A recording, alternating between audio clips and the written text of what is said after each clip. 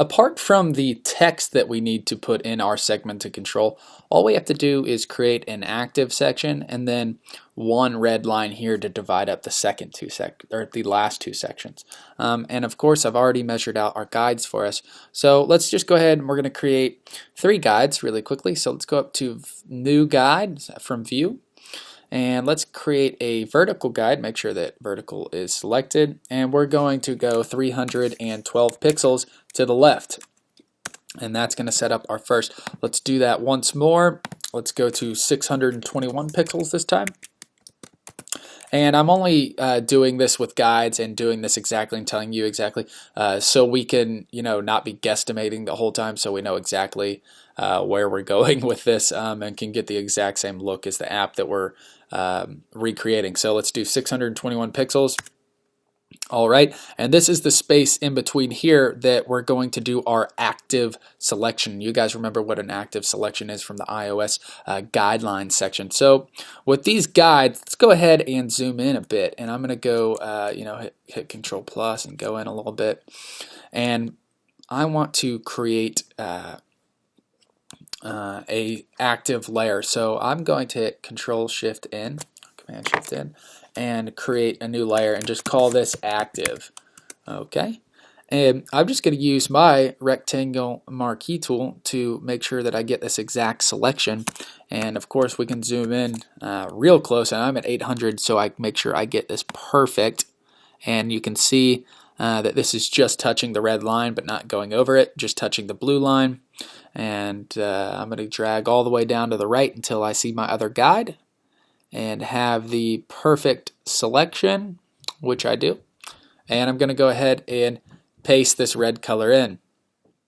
There we go. Now we have our active selection completely done. All we need to do is add text to this. Let's go ahead and create the last division line here. So I'm going to Command or Control D to deselect that.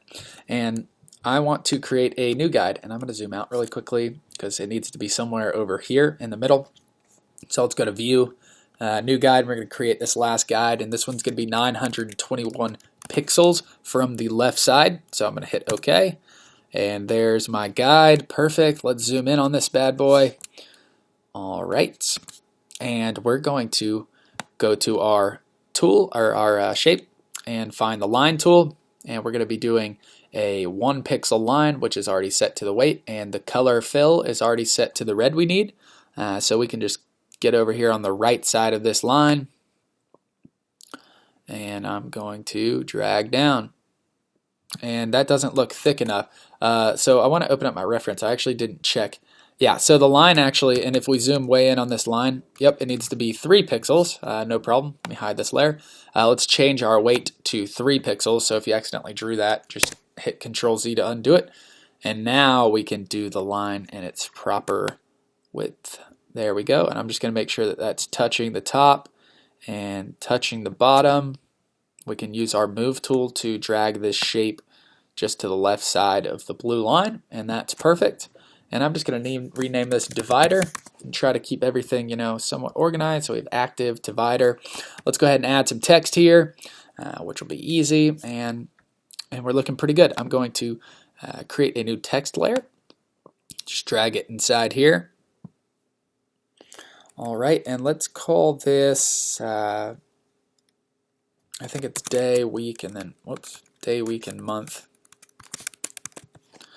Let me just double check the reference real quick. Day, week, month, year. Yeah, cool. So obviously it's way too big. Let's change the size of this. I'm going to go down to 40 pixels, and I'm also going to change this to from regular to light. And let's just center this, somewhat centered. And now instead of doing that again, I'm just going to duplicate it, Control or Command J. Now we have a copy. Let's rename this copy week.